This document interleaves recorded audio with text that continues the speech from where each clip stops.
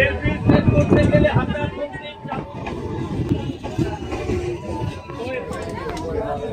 কি করে পাতা বেল থেকে রড বের করে খাবে।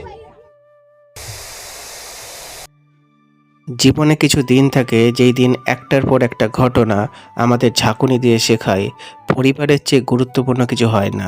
আজকে ঠিক এমনই একটা দিন আমার জীবনে। যদি তুমি ভিডিওটি শেষ অবধি দেখো তবে বুঝবে ফ্যামিলি কত বড় পাওয়া। আজ রবিবার সকালে আমি বেরিয়েছিলাম দুটি ইম্পর্টেন্ট কাজ নিয়ে, তাই রানাঘাট থেকে ধরেছি বনগাঁ লালগোলা ট্রেন। ভাবছিলাম সব কাজ মিটিয়ে দুপুরের মধ্যে বাড়ি ফিরে যাব, কিন্তু জীবন তো কখনো প্ল্যান মতো চলে না। ট্রেনে উঠতেই বুঝলাম আজকের দিনটি সম্পূর্ণ অন্যরকম। হঠাৎই মায়ের ফোন, জিজ্ঞেস করলো কোথায় তুই। আমরা ডাক্তারখানায় পৌঁছে গেছি। শুনে বুকের ভেতরটা কেমন করে উঠল, কারণ বাবার শরীরটা বেশ কিছুদিন ধরে একদম ভালো যাচ্ছিল না। এখন আমি দাঁড়িয়ে দাঁড়িয়ে অপেক্ষা করছি ট্রেন আসবে বলে। ট্রেনের হর্ন বাজতে বুঝলাম ট্রেন স্টেশনে ঢুকছে। আমার পাশাপাশি আরও অনেক লোকজন ট্রেন ধরার জন্য অপেক্ষায় দাঁড়িয়ে আছে। তো দেখতে দেখতে ট্রেন ঢুকে গেল। চলো এবার ধীরে ধীরে ট্রেনে ওঠা যাক, তারপরে আবার ফিরছি।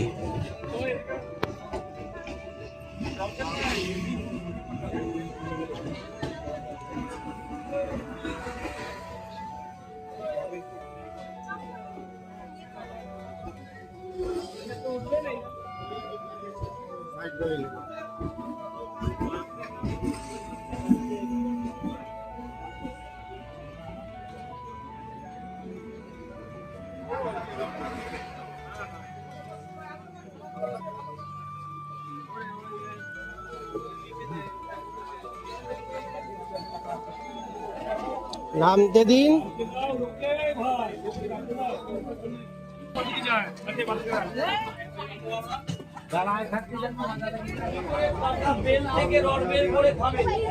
সামনের এই কাকাটিকে দেখে আমার মনে হলো জীবনে আমরা কত কিছু নিয়েই দৌড়াই। টাকা, কাজ, টেনশন, পরিবার, পরিবারের সদস্যদের শরীর খারাপ। আর এমনটা ভাবতে ভাবতে বাবার কথা মনে আসলো, সত্যি এই মানুষটি যদি আজকে ভালো না থাকে তাহলে হয়তো আমার কোনো কাজই থেমে থাকবে না।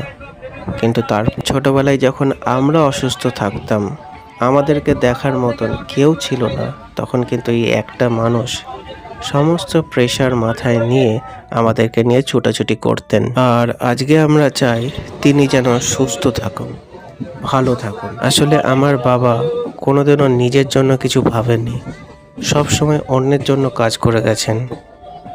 আর কথাই বলে যে তুমি যদি অন্যের জন্য কিছু করো তাহলে তুমি নিজের জন্য কিছুই করতে পারবেন না।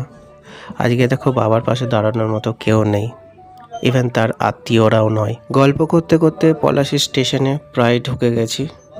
আর মাকে ফোন করে জিজ্ঞেস করলাম, তারা জানালেন যে ডাক্তারখানায় তারা অপেক্ষা করছেন আমারই।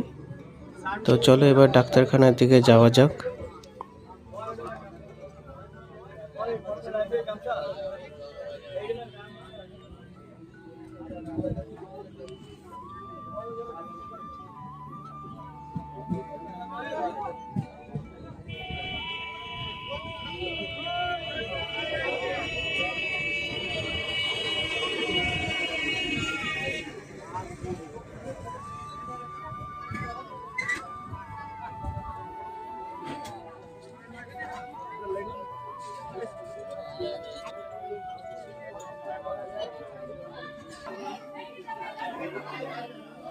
ডাক্তারখানার ভিডিও আমি করিনি, তবে ডাক্তার দেখানোর পরে ডাক্তারবাবু বেশ কিছু টেস্ট লিখে দিয়েছেন, বলেছেন আগামী সপ্তাহে টেস্ট করিয়ে আসার জন্য। তো এখন আমাদের ফেরার পালা। ডাক্তারখানায় বাবা চুপচাপ বসেছিল, কিন্তু মাঝে মাঝে যখন তাকাচ্ছিল আমার দিকে সেটা আমাকে আরও বেশি দুর্বল করে দিচ্ছিল।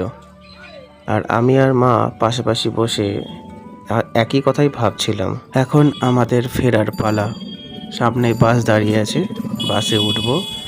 এক সাইডে বাবা বসে আছেন আর অন্য সাইডে আমি আর মা। সিটে বসে দুজনের দিকে তাকাচ্ছি আর ভাবছি এই দুজনেই ছোটবেলায় আমাকে নিয়ে কত এদিক ওদিক ছোটাছুটি করেছে।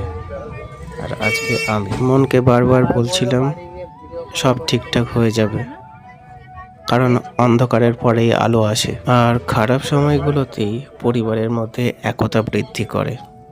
ভালো লাগলে ভিডিওটি লাইক শেয়ার কমেন্ট করে সঙ্গে থেকো।